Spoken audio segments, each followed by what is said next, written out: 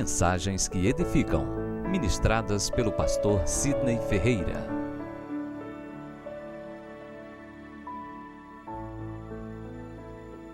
Bem, amados, chegou o momento da meditação da palavra e eu gostaria de convidá-lo a reverenciar o Deus da palavra, não somente a palavra de Deus, porque o nosso culto não é um culto à letra, não é um culto à palavra, é um culto a Deus da palavra. Queridos, antes de ler o texto, eu queria fazer um pouco diferente.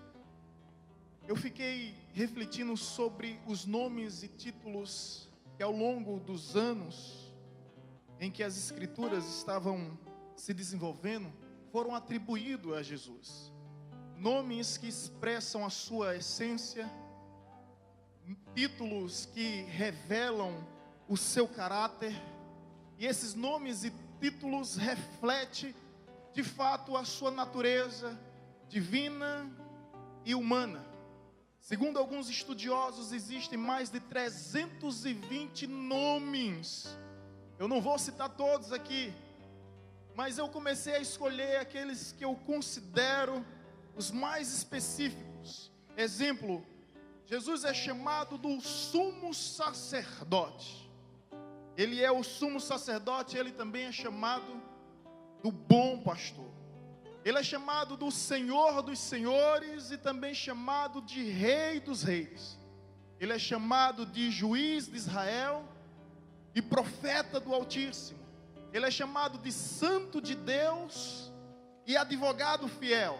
Ele é chamado de autor da salvação, o príncipe da paz. Ele é chamado da estrela da manhã, o sol da justiça, o leão da tribo de Judá, o cordeiro de Deus. Ele é chamado de Pai eterno, ele também é chamado de Filho amado. Ele é chamado de ancião dos dias e de Deus forte. Ele é chamado de videira verdadeira e pão da vida. Entre tantos nomes, estrela da manhã, raiz de Jessé, tantos nomes que foram ao longo dos anos lhe dados. Esses são os que eu considero os mais profundos, os mais impactantes. Mas se eu pudesse escolher um entre esses 320, com certeza eu ficaria com o que está escrito no Evangelho de São Mateus, capítulo 11, versículo 19. Eu gostaria gentilmente de convidá-los a abrir a Bíblia e ler comigo.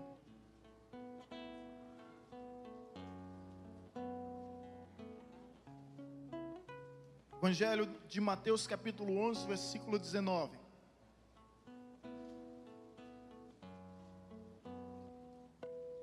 Olha esse nome e esse título que foi dado a Jesus.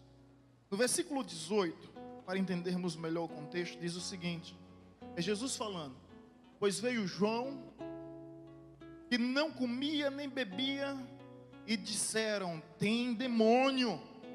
Veio o filho do homem que come e bebe, e dizem: eis aí um glutão e bebedor de vinho, amigo de publicanos e pecadores.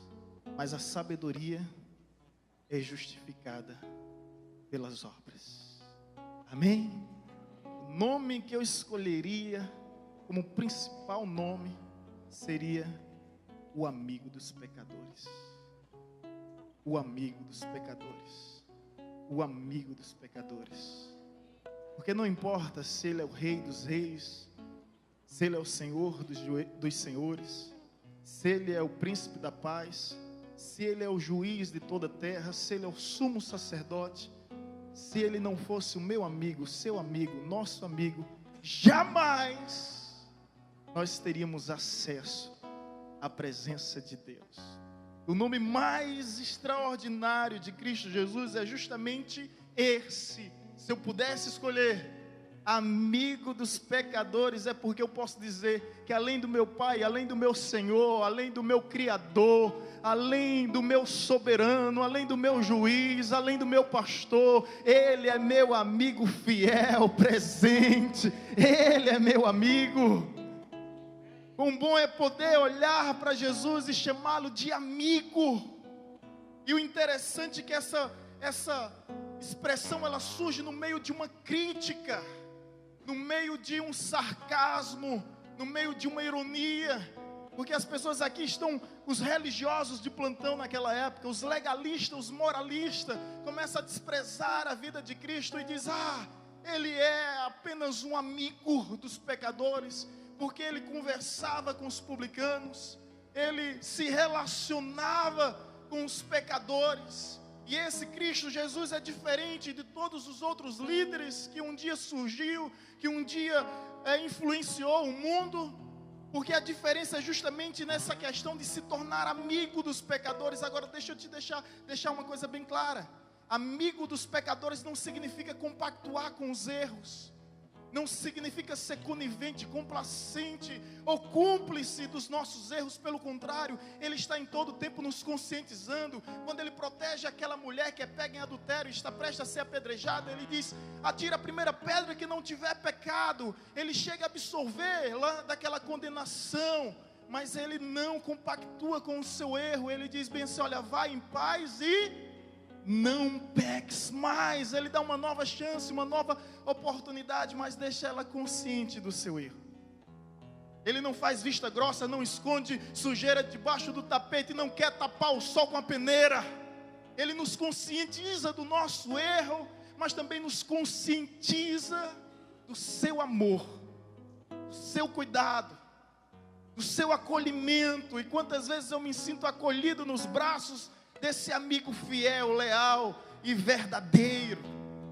Portanto, é importante dizer que Jesus era amigo dos pecadores, mas não era amigo dos escarnecedores. E aí quem tem um mínimo de conhecimento bíblico vai perceber que quando as pessoas escarneciam da verdade do Evangelho, Jesus se isolava, Jesus se distanciava, Jesus se ausentava, mas ao mesmo tempo, Ele olhava para os miseráveis pecadores, e apresentava aquilo que a religião não poderia oferecer: misericórdia, compaixão. É por isso que é mesmo com teor irônico, mesmo vindo de uma crítica maliciosa, eles falaram a mais pura verdade. E se eu estou aqui, é porque eu tenho um amigo. Se você está aqui, é porque você tem um amigo. E graças a Deus que Cristo se fez amigo dos pecadores. Sabe por quê, irmãos? Se existia algo que Jesus não suportava, é o legalismo moralista. É aquelas pessoas que se colocam no pedestal de uma santidade inexistente. Um filósofo atual, que é considerado um ex-ateu, chamado Luiz Felipe Pondé, entre todos os filósofos atuais, eu acho o mais ponderado, até mesmo porque ele é conservador. Eu gosto de pessoas conservadoras porque são pessoas que conservam, da mesma forma que eu gosto de pessoas fundamentalistas e radicais, não fanáticos e extremistas, mas a palavra fundamentalista são aqueles que têm fundamento, e a palavra radicais são aqueles que têm raízes estão no mundo de tamanhos relativismo. Nós precisamos de pessoas de convicção. E esse ex-ateu, Luiz Felipe Pondé, ele fala que toda virtude é moderada. Toda virtude, ela é moderada. Ela não precisa esbravejar por meio de euforia. Quem é, não avisa quem é. Quem é, não avisa que é. De modo que quando a pessoa diz que é humilde, ela já está se envaidecendo. Conheci um indivíduo que ele dizia: eu sou tão humilde que eu tenho orgulho da minha humildade.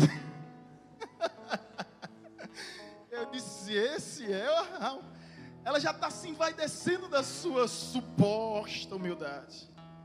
Porque toda virtude é moderada. Quando uma pessoa diz que é muito sincera, é melhor dar 2 passos para trás. Quando a pessoa diz que é muito honesta, é melhor esconder a carteira. Quando a pessoa diz que é muito fiel, é muito leal, é melhor abrir os olhos. E toda virtude, ela é moderada. Toda virtude, ela não sai esbravejando. Quem é, não precisa dizer que é, irmãos. E o maior perigo é justamente esse legalismo. Durante a trajetória cristã, eu já me deparei com pessoas que queriam ser mais santa que o Espírito Santo. Sério? O senhor já conheceu, Emerson, pessoas assim? Queria ser mais santo do que o Espírito Santo.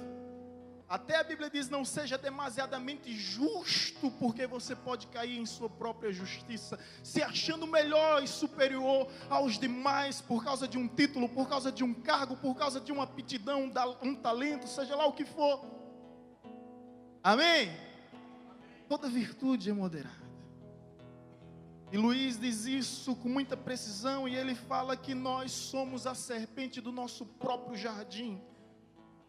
Nós somos a serpente do nosso próprio jardim, irmãos. Às vezes a gente fica com esse mecanismo de defesa chamado transferência, procurando transferir nossas frustrações, decepções, nossos dramas e dilemas para algo e para alguém, quando na realidade o problema e a solução para tudo está em nós. O que se queixa um homem vivente a não ser dos seus próprios pecados? Reconhecer a nossa insignificância, a nossa limitação, a nossa fragilidade. Jesus gostava de andar com quem tinha convicção da sua pequenez, porque essas pessoas se tornavam humildes, elas não vomitavam orgulho, elas não, viviam sobre uma arrogância, uma prepotência e altivez que expele, que repele. Por isso que Jesus gostava de estar diante de pecadores, porque eles tinham consciência e convicção de que não mereciam a graça, que não mereciam o amor, e por isso valorizava. Por isso que o Evangelho diz, a quem muito é dado, é perdoado. Ou melhor, quem muito é perdoado é porque muito se ama. É isso que eu queria falar, quem muito se perdoa, muito se ama. Então a pessoa que tem a consciência de que foi muito perdoada, ela vai muito amar a Deus. E é por isso que aqui e acolá a gente encontra pessoas que viviam no crime, que viviam no tráfico, que viviam na prostituição, que viviam na bebedice, mas quando se converte, elas utilizavam tudo aquilo que era de mal para o bem, e agora elas começam a servir a Deus com a mesma intensidade, com o mesmo fervor, com o mesmo ardor.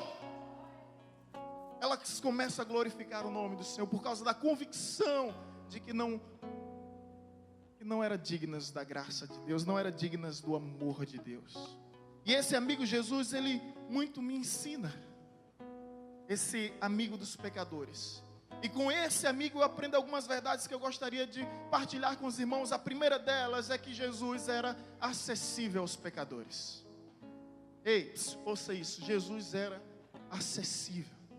Jesus não se escondia, Jesus não se isolava, Jesus não se refugiava, pelo contrário, Ele procurava estar sempre próximo. E dessa forma, dessa maneira acessível, é que Ele se tornava amigo.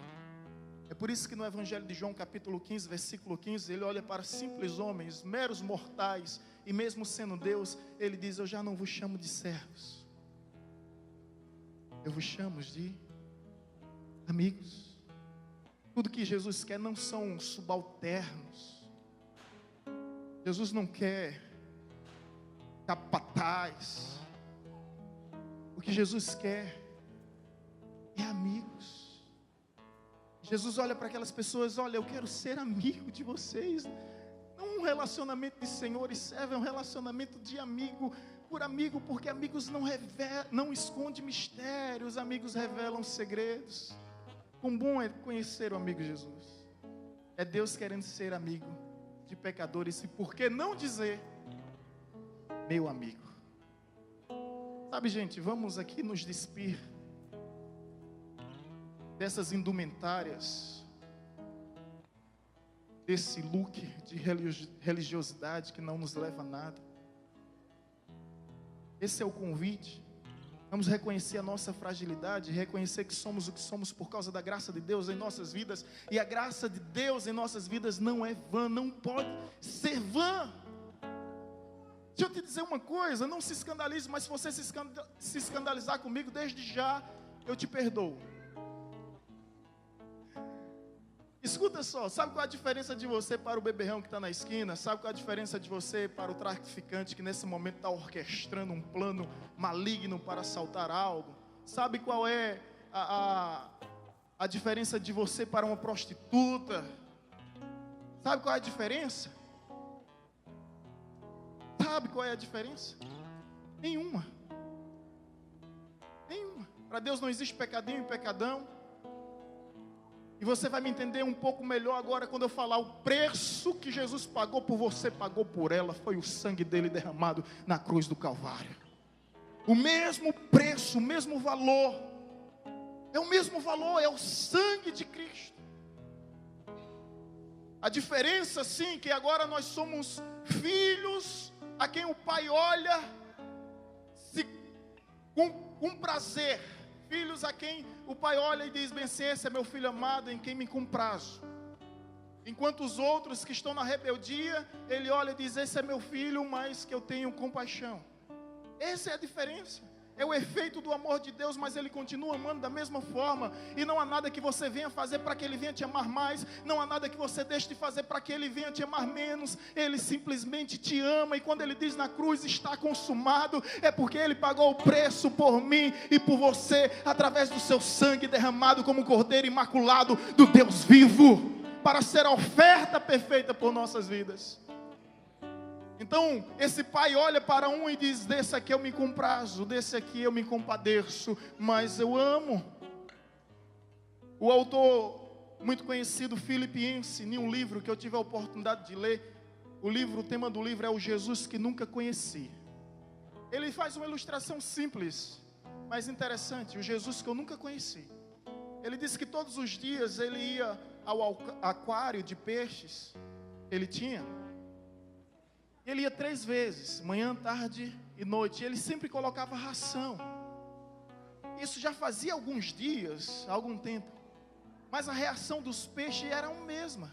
Ele chegava lá para colocar a ração e os peixes se escondiam atrás das conchas. Se escondiam, fugiam, não se aproximava dele. E ele ficou perguntando: meu Deus, há tanto tempo eu estou aqui e eles ainda não se acostumaram comigo. E diante dessa pergunta ele entendeu o porquê da encarnação. Só havia uma maneira dos peixes recebê-lo, se ele se transformasse em peixe como os peixes eram. E é por isso que Deus veio ser homem como nós somos. Porque o único momento que Deus quis falar com os homens não quiseram ouvir a Deus. Ficaram com medo. Lembra dessa passagem? E fale Deus através de Moisés e que Moisés fale conosco. Porque ficaram com medo. E esse Deus se transformou em homem para ser teu amigo. Ele fez essa viagem no tempo e no espaço, onde o verbo se tabernaculou, se tornou homem como nós somos, com o único propósito de ser teu amigo.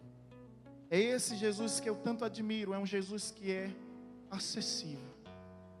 Um Jesus que é encontrado por aqueles que procuram.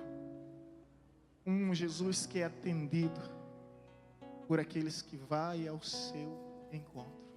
Uma outra verdade sobre esse Jesus amigo que não podemos deixar de descartar é que a Bíblia nos diz que esse amigo, ele era movido por misericórdia. E aí a Bíblia nos diz que ele é o Pai da misericórdia, que ele é o Deus de toda consolação. Movido por misericórdia, movido por compaixão. O que é compaixão? O que é compaixão? É você se colocar no lugar do outro. Isso é compaixão. E quão difícil é a gente se colocar no nosso lugar, né? Primeiro eu, segundo eu, terceiro eu.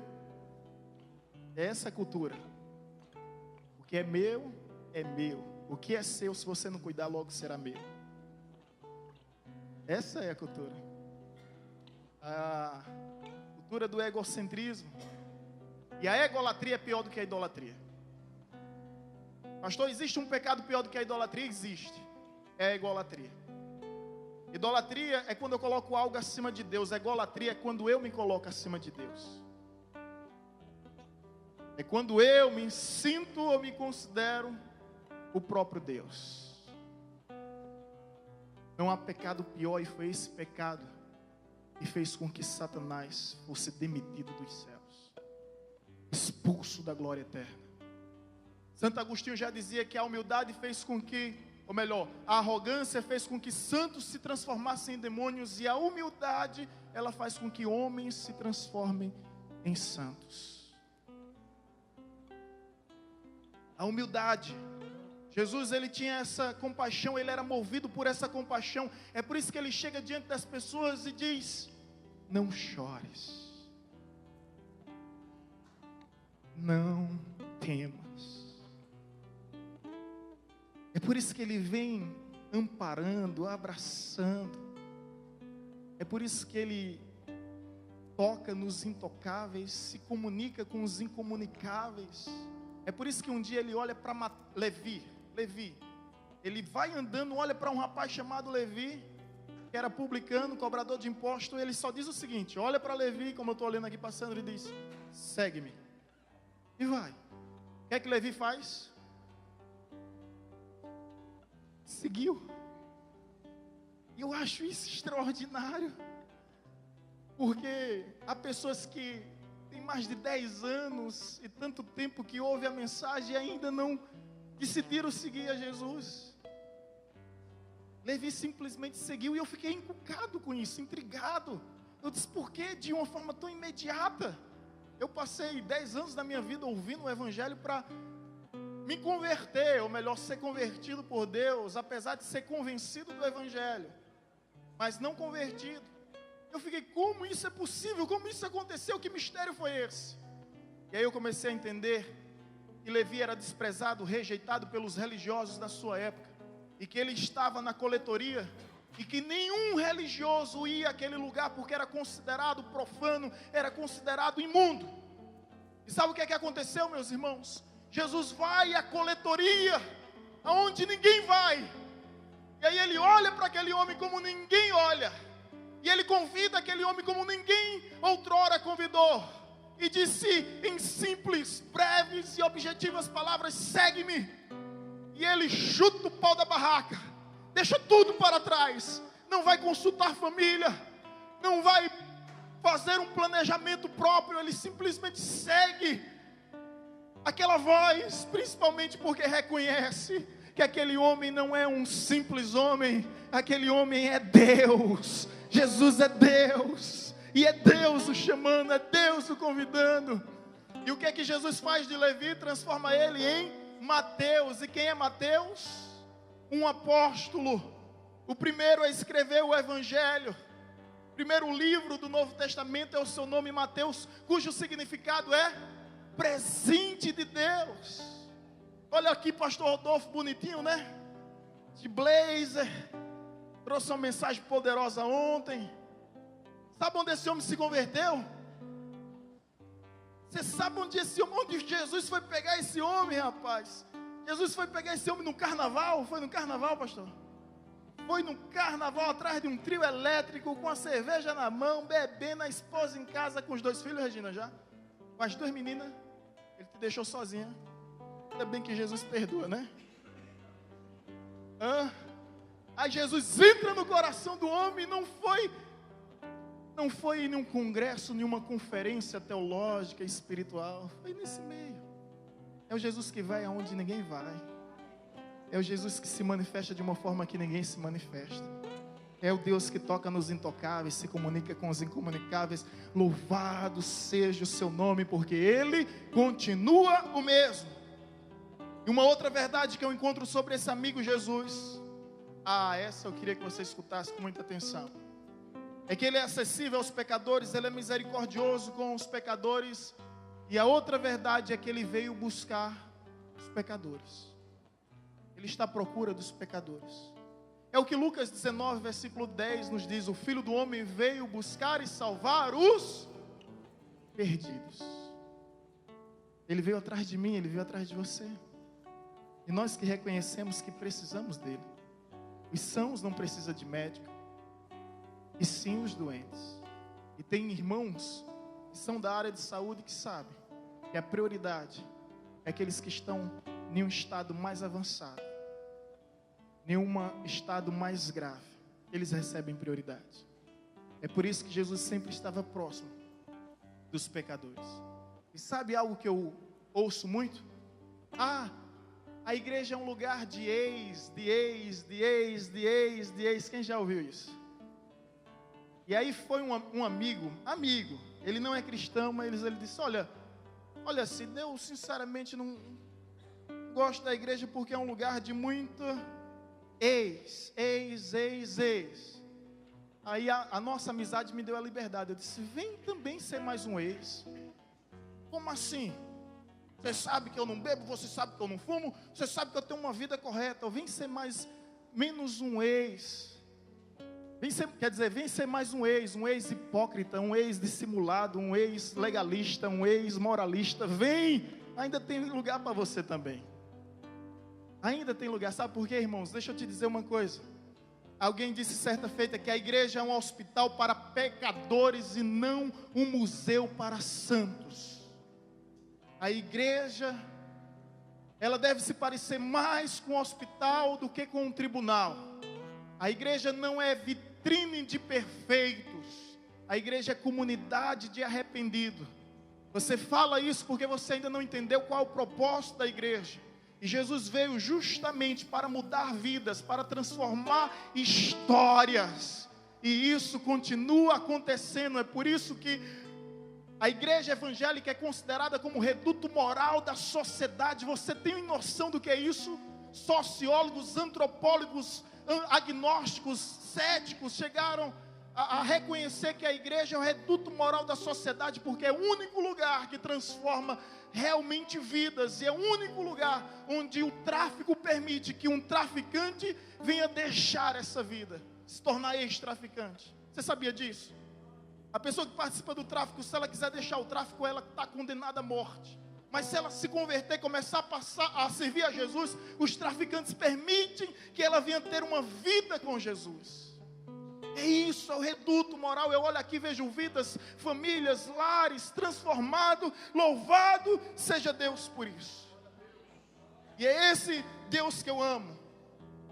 E é esse o nome que eu julgo, considero na minha concepção o nome mais bonito, mais belo, mais profundo, mais impactante, que surgiu de uma afronta, que surgiu de um insulto. Mas olha só para mim, mesmo diante de uma afronta e de um surto, o efeito foi totalmente diferente. O efeito foi colateral. Fico imaginando o pastor Emerson, já estou agora profetizando que ele vai ser pastor. Ele está dizendo, valei meu Pai eterno. Deixa eu ser. Foi o pastor Papilon, né? Ele disse, pastor, o senhor não quer ser pastor local não? Ele, Deus me livre. Deixa eu ser itinerante, que eu prego, vou para um lugar e vou para outro. O tiro sempre sai pela culatra. Os fariseus religiosos, eu fico imaginando, eles criam uma estratégia e dizem o seguinte: vamos acabar com Jesus agora, vamos chamar ele de amigo dos pecadores, e a partir de então ninguém vai querer mais se aproximar dele. Aí quando chega lá, tá vendo esse homem?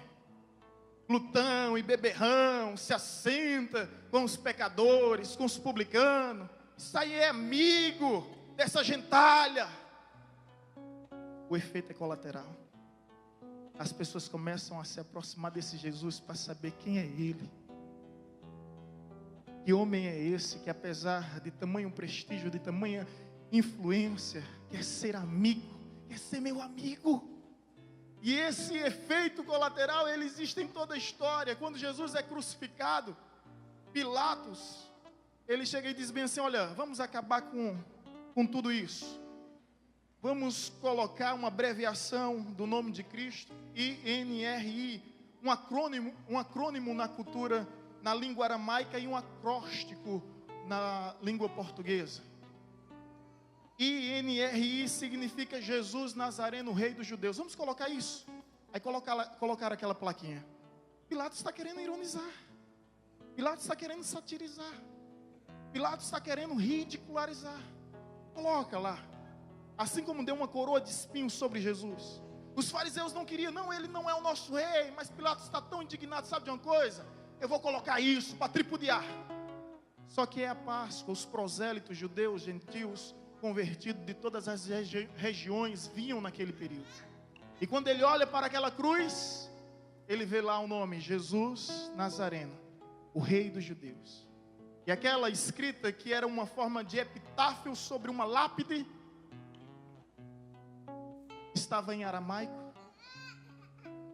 língua dos judeus, em grego, cultura dos gregos, a língua dos gregos, e em latim, a língua dos romanos, para que todos que por ali passassem, reconhecessem que aquele que estava sendo crucificado,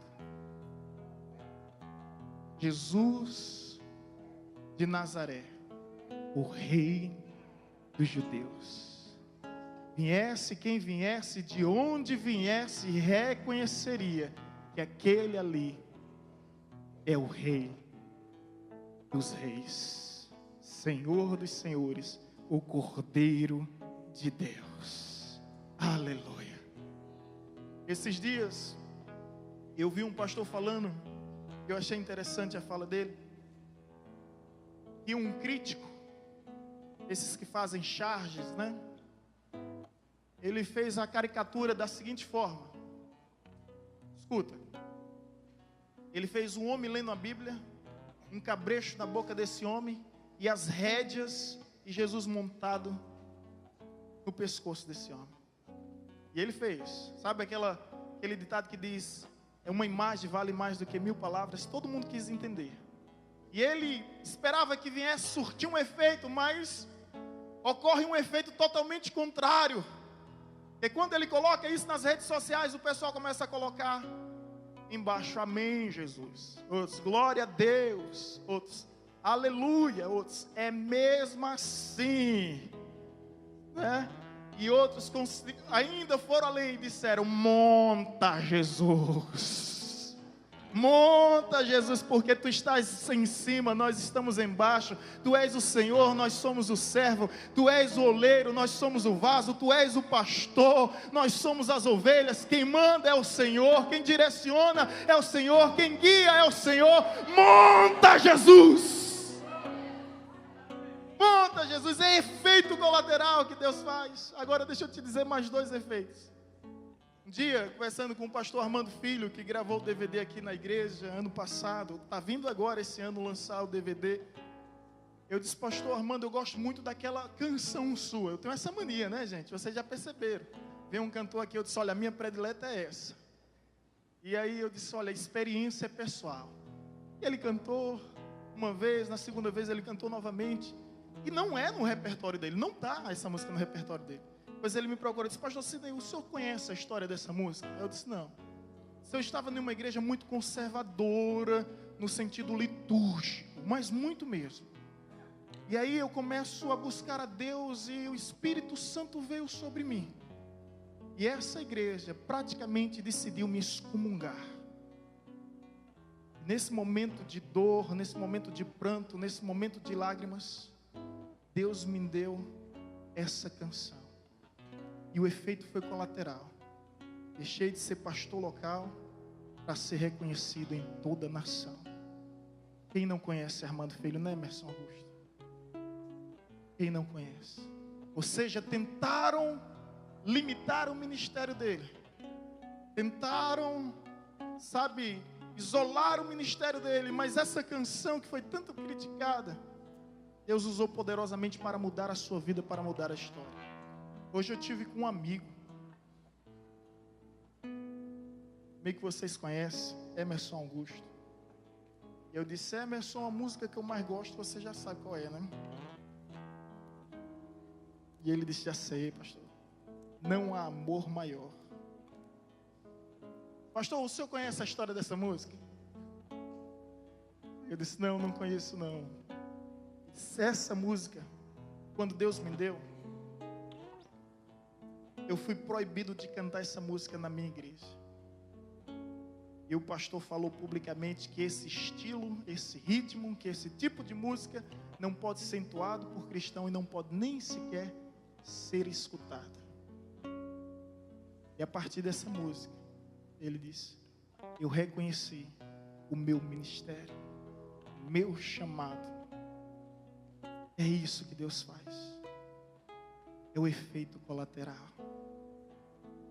Eu não sei de que ou do que estão te insultando.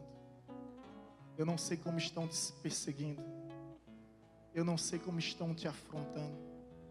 Eu não sei quais são os escarnecedores que têm se levantado contra ti, para tentar te limitar, para tentar te ofuscar. Eu não sei quem está tripudiando a sua vida, mas de uma coisa eu tenho certeza: o amigo Jesus está nesse lugar. Ele é meu amigo, ele é teu amigo. Ele não te abandona, ele não te desampara. Ele está contigo, e toda maldição que lançares sobre a tua vida, Ele há de transformar em bênção. Estão pensando que vão te deter, mas na verdade vão te promover. Os amigos nos fazem um bem, mas os inimigos, mesmo sem querer, eles nos promovem. O que seria de Davi se não fosse Golias? O que seria de Elias se não fosse Acabe? Seria de você se não fosse, sabe, esses perseguidores se levantam contra a sua vida, mas é nesse momento que você reconhece que você tem um amigo fiel, um amigo verdadeiro. Sim, Ele é amigo dos pecadores, e é por isso que nós estamos aqui. Agora eu quero convidar o meu amigo Emerson Augusto para cantar essa canção. Ele me contou hoje a história dessa canção. Não foi assim? Foi desse mesmo jeito? Ok, vamos em nome de Jesus louvar ao Senhor. Presta atenção na letra dessa canção, querido. O Senhor contou, vinha para cá. O Senhor contou o porquê dessa música, né? E eu não contei o porquê eu gosto dessa música, né? Ei, gente, eu estava no seminário prestes a desistir. Nunca escondi minhas fraquezas, e para vergonha de Satanás eu conto os meus testemunhos. Eu cheguei a arrumar as malas 7 vezes, pensar em vir embora, eu não sei quantas, mas uma das vezes as malas já estavam prontas.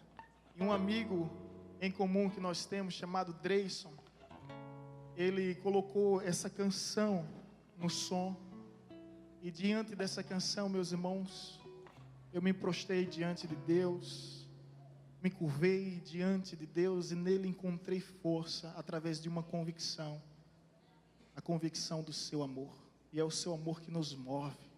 Somos movidos pelo amor de Deus.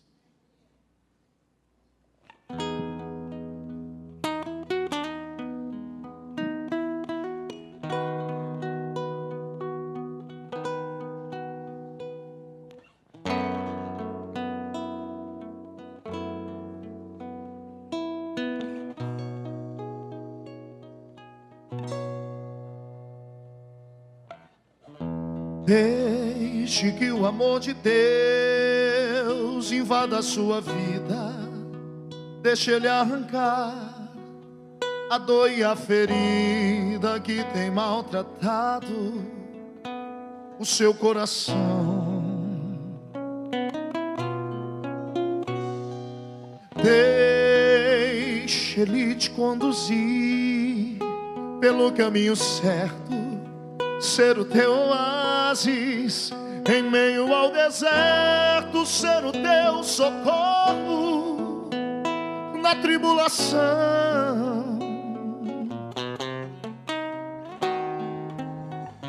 Deixa Ele iluminar o teu pensamento e aliviar o teu sofrimento, mudar o teu caminho, a tua direção.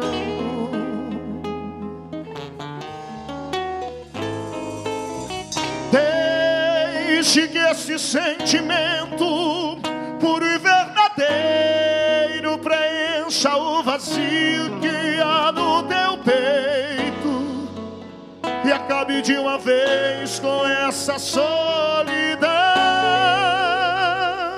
Pagodezinho. Não há amor igual ao que existe em Deus. Não dá pra definir, não dá pra comparar. É mais do que prazer, é mais do que paixão. Amor que veio pra ficar. Não há amor igual ao que existe em Deus. Não dá pra definir, não dá pra comparar. É mais do que prazer, é mais do que paixão. Amor que veio pra ficar. Deixa ele iluminar o teu pensamento e aliviar o teu sofrimento, mudar o teu caminho, a tua direção.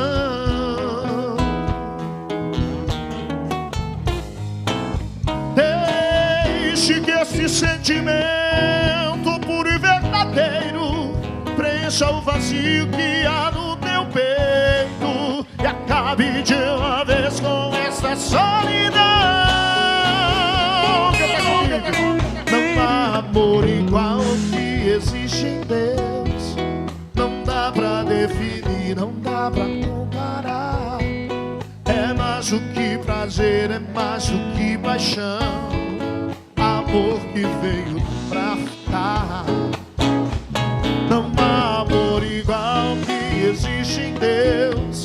Não dá pra definir, não dá pra comparar. É mais do que prazer, é mais do que paixão.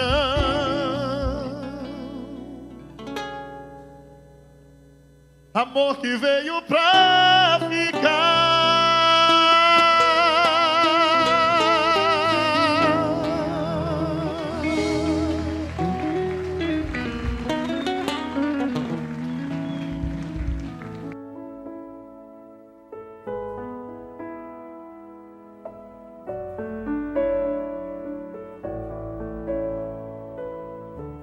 Você acabou de ouvir uma mensagem ministrada pelo pastor Sidney Ferreira, da Igreja Batista Evangelizadora.